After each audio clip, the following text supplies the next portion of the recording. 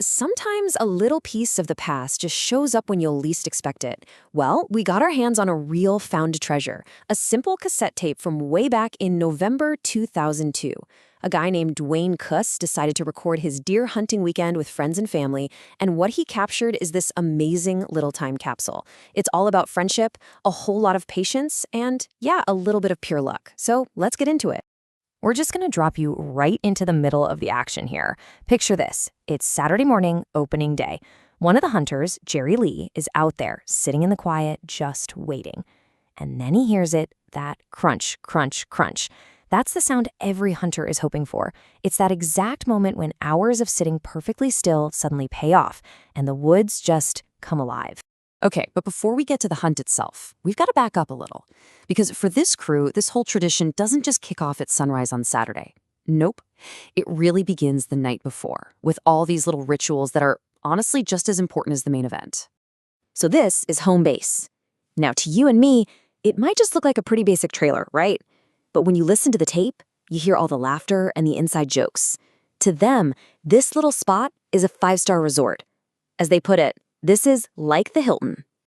And that pre-hunt checklist, it's absolutely essential. It's all about admiring Todd's new lights he rigged up in the trailer. It's about Uncle John showing off his brand new pots and pans. And of course, there's the big trip to a local spot they call Tanks. It's this yearly pilgrimage they all look forward to, joking with each other to watch for deer the whole drive over. So, with all the rituals out of the way, Saturday morning finally arrives, and the hunt is officially on. But as anyone who hunts will tell you, the woods have their own plans. And this Saturday, well, it turned into a tale of two very, very different hunts. For a lot of the guys, the day was pretty quiet. You can hear Don, Josh, and even Duane, the guy recording everything, all say basically the same thing. It was a beautiful day, but all they saw were birds and squirrels. And that's just the reality of hunting, right? It's all about patience. But then you had Doug. And his day was the complete opposite of quiet. I mean, he describes this incredibly dramatic, vivid, and successful hunt. His story is just this wild reminder of how fast things can flip, and it really shows you the intense, unpredictable side of the sport. And get this, Doug's success wasn't just another deer on the board. It was a huge moment for the group.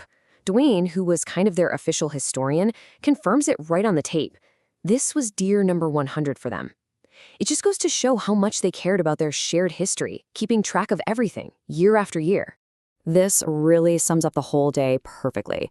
On the one hand, you have Jerry Lee, who gets a 5-point buck early in the morning.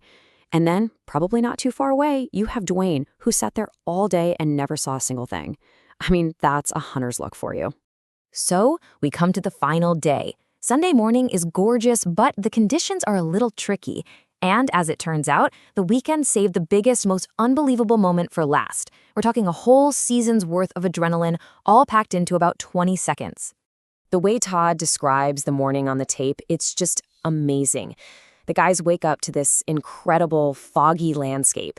He calls it absolutely a postcard, with the fog settling down in the low areas and the sun just shining right through it. It sets this perfect, almost magical scene for what's about to happen. And this is where a little bit of fate, or maybe just dumb luck, steps in. It's about 9:30 in the morning, and Doug decides to leave his stand.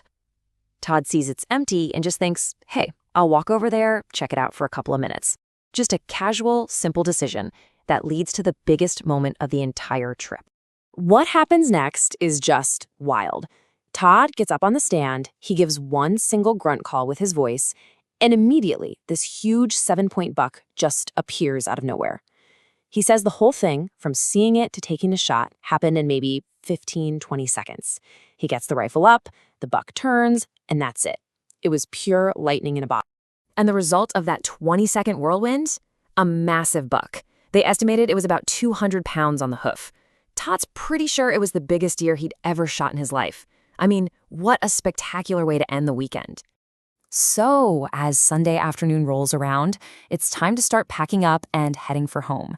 You can hear them on the tape, just reflecting on a weekend that had it all. Highs, lows, long stretches of nothing, and then these sudden bursts of pure, unforgettable excitement. So when all was said and done, there was 3 successful hunts. You had Jerry Lee with his 5-pointer on Saturday. You had Doug with that historic 100th deer. And of course, Todd with that monster 7-point buck that came out of nowhere on Sunday. But in the end, it wasn't really about who got a deer and who didn't. Really sums up the whole spirit of the thing. He just says he had a great weekend with good company. And that's really what it was all about. What's so amazing is that this whole story, all the jokes, the excitement, the quiet moments, it only exists because one guy, Duane, decided to press record on a simple little cassette player. He managed to preserve these voices and these memories for more than 20 years. And that kind of leaves you with a final thought, doesn't it? This tape captured just one weekend for one group of family and friends. It makes you wonder, what stories, what traditions, what inside jokes in our own lives are just kind of floating away, unrecorded? What personal histories are out there that are worth preserving?